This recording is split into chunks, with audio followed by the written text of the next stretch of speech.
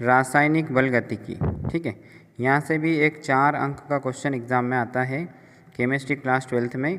तो पहला क्वेश्चन क्या बनता है सबसे इम्पोर्टेंट, अभिक्रिया की आणविकता तथा अभिक्रिया की कोटि में 4 अंतर लिखिए। 4 अंतर इस क्यों, क्योंकि यहाँ से 4 नंबर का क्वेश्चन एग्जाम में आता है ना। अभिक्रिया की आणविकता और अभिक्रिया की कोटि, इन दोनों में हम अंतर सीखते हैं।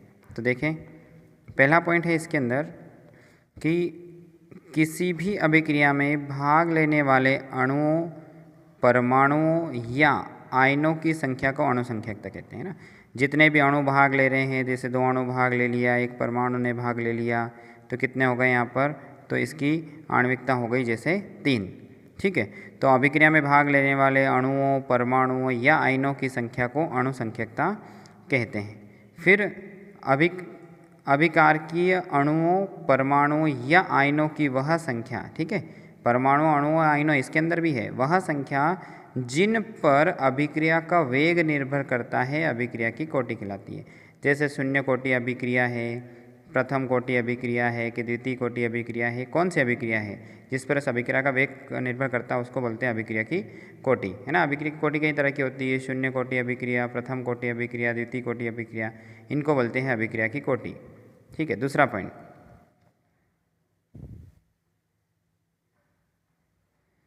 अच्छा अब दूसरा पॉइंट है, वह अभिक्रिया में भाग लेने वाले अणुओं की संख्या के सदैव बराबर होती है। तो जो अभिक्रिया की जो आणविकता होती है वो अभिक्रिया में भाग लेने वाले अणुओं संख्या के बराबर होती है। जैसे मान लो 5 अणु भाग ले रहे हैं तो उसकी जो आणविकता है वो कितनी होगी, 5 होगी। ये अभिक्रिया में भाग लेने वाले अणुओं की संख्या के सदैव बराबर नहीं होती, कभी कभी बराबर हो भी जाए लेकिन हर बार बराबर नहीं होती है।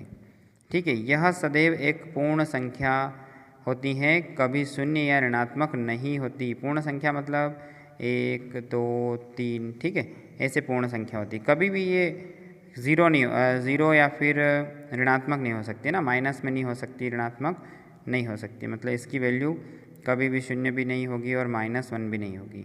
अब इसमें देखिए तो यह भिन्न शून्य अथवा ऋणात्मक संख्या हो सकती है। तो हमने बोला कि शून्य कोटि अभिक्रिया, प्रथम कोटि अभिक्रिया, द्वितीय कोटि अभिक्रिया, तो ये भिन्न में भी हो सकती है क्योंकि अर्धायुकाल निकालते हैं हम तो बटे में, अथवा ऋणात्मक भी हो सकती है, कोई सी भी संख्या हो सकती है, लेकिन यह सदैव क्या होती है, एक पूर्ण संख्या होती है।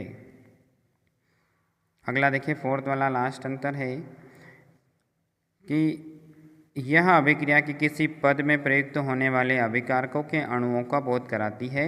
ये बताती है कि अभिक्रिया में कितने अणुओं ने भाग लिया है, इसका बोध ये कराती है ना अभिक्रिया की आणविकता। अब अभिक्रिया की कोटि क्या है, यह एक प्रायोगिक संख्या है तथा अभिकारकों की सांद्रता पर निर्भर करती है ना। अभिकारक की सांद्रता के, शून्य घात के, प्रथम घात के, द्वितीय घात के, तो ये इन पर निर्भर करती है। ठीक है,